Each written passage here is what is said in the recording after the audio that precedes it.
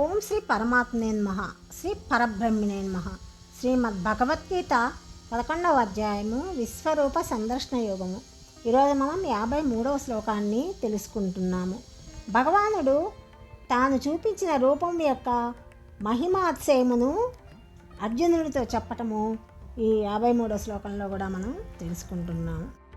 నాహం వేదైర్న తపసా నదానేన నచ్చేజ్యయా శక్య ఏవం విధో ద్రష్టుం దుష్టవానసి మాం యథా.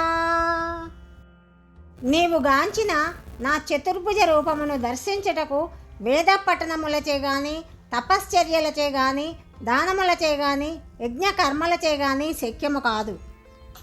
నన్ను ఏ రీతిగా నువ్వు చూశావో అటువంటి రూపము గల నేను వేదముల చేత కానీ, అంటే వేద అధ్యయనము చేత కానీ, తపస్సుల చేత కానీ, దానము చేత కానీ, యజ్ఞము చేత కానీ చూచుటకు శక్యము కాను అని భగవానుడు అర్జునుడితో చెప్పటం ఈ శ్లోకంలో మనకి తెలుస్తున్నది.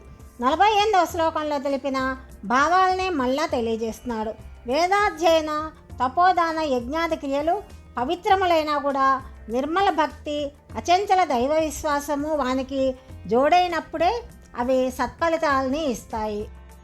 ఈ విషయము రాబోయే శ్లోకంలో కూడా తెలియజేస్తారు. ఇట్టి భగవంతుని రూపదర్శనము మరి దేని వలన లభిస్తుందో భగవానుడు తెలియజేయటము తదుపరి 54వ శ్లోకంలో మనం తెలుసుకుందాం. సర్వం శ్రీకృష్ణార్పణమస్తు.